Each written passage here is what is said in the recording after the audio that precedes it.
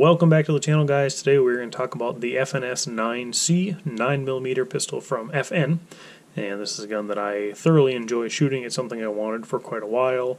I ended up buying it brand new a couple of years ago, and since then I have between 500 and 700 rounds through it to be my best guess. I do not have a holster for it, although I did change that the other day when I ordered one from Vedder. They're having a 20% off sale this entire month, so if you're looking for a holster, that's the place to go. But once I get that holster, I plan to actually use this in my carry rotation. And it's a gun that I wanted for quite a while. I always liked the look of it, just a sleek, kind of sexy looking pistol. And it was my first FN pistol because I was curious about their brand and just, they've got a lore to them, obviously, they're FN. But I didn't have one of my own, so this was the first one I bought, and I also ended up buying an FNX-45 Tactical as well, and I'll do a video on that in the future.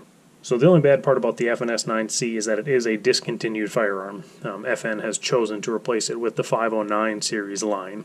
And those seem like good pistols. I haven't shot them very much, so I can't give you a good opinion on those ones. But this gun I like quite a bit. So to go over some specs on this thing, it is a compact 9mm. The barrel length is 3.6 inches. The overall length of the gun is 6.7. It's 5.2 inches tall and then 1.35 inches wide, so it's a little wider than an inch. The trigger pull on it is between 5.5 and 7.5 pounds. So it's got a bit of a heavy trigger. Like I said, this one I have between 500 and 700 rounds through it, and I did check that trigger just to see where it was at for my Wheeler Tools trigger pull gauge that I have, and it was between 6 and 6.5, so mine is a little more broken in, if you will, or it's kind of in that mid-range. Some of the features on it here, it'll drop a magazine.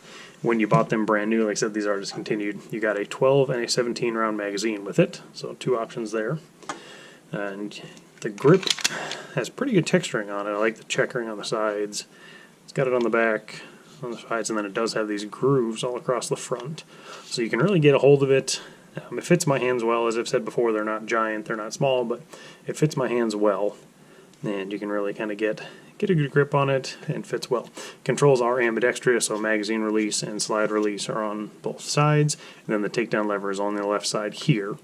It does have a raised up area around the slide lock there to help protect that from your thumb when you're holding it with that nice high grip. I'll just show you that's clear here real quick. It is a hinge trigger. It does have the hinge safety in there, if you can see. So if you're not breaking that hinge, you can't actually get it to go. So down on the hinge to get it to go in, you've got some take up, and it's fairly responsive. It's not super mushy to get to that point, but you can get to it. There's your wall, and there's your brake. And the reset on it, it's right there, nice and tactile. So for being a heavy trigger, it's actually pretty solid. I enjoy how firm it is, if you will. The brake is very positive, and then the reset is very positive as well, so you know where you're at when you're in that function. Features beyond that, it does have a little bit of texturing on the front of the trigger guard here if you're interested in that. I don't have my grip doesn't really get in there, so it doesn't bother me there. It does have a rail up front for lights, lasers, all the fun accessories you want to put on the front of it. And then the slide on this thing, so according to their website, it is a stainless steel construction. Cool, super fancy. It's got this nice sexy cut in there. The other side is just kind of straightforward. It's a sweet, pretty slick looking slide. I enjoy it. It's weighty but not terrible. The actual weight of the firearm is 23.4 ounces, so it's not terribly heavy, but in the world of compacts nowadays, it's fairly heavy. Maybe that's part of the reason it's discontinued, or just lack of popularity. Who knows? But sights on it are just the 3-dot white sight. The interesting thing is the front sight is actually bigger than the rears. So when you're looking through the sight picture, that one stands out more, which is a really nice feature. So yeah, it's got a 12-round, 17-round magazine. We've talked about that. It fits very well. Hopefully when I get my Vedder holster here in the next week or so, I'm going to start carrying it a little bit, and then I'll maybe give you an update on that in the future, maybe on our Instagram or something short. But I'll take this thing down here real quick just so you can kind of see that operation. So slide to the back, lock it. The nice thing about that is, obviously, so you should drop the mag first. Okay, take the mag out, lock the slide back, verify it's empty. Nice part about this, and it's something that some SIG guys had kind of told me about when I went to an event with them recently, is their guns are designed that you have to drop the magazine, lock the slide back before you can start the takedown process. So FN has that same idea, or maybe they had it first, who knows. Lock the slide to the rear, swing the lever up front, release the slide, and then you do have to pull the trigger, and it can be a little finicky there. I don't know why it does this.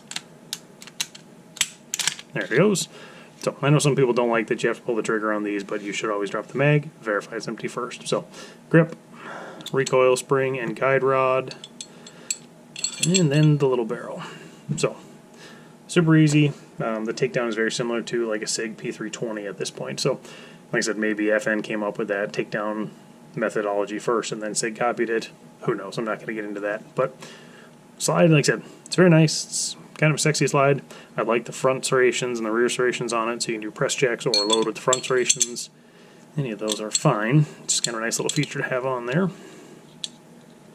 Get that spring in there.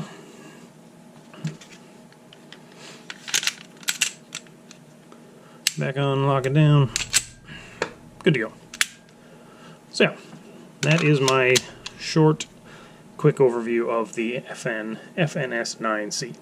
Like I said, it's a pistol that I always wanted. I'm really glad I bought it, and I will start carrying it here sooner than later.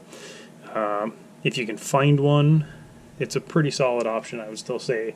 Now, that being said, like I said, they do have their 509 series now, and there's a lot of options in that 509 series, so maybe that's something more your style. But these guns are out there. I looked on GunBroker and found a few of them that are available.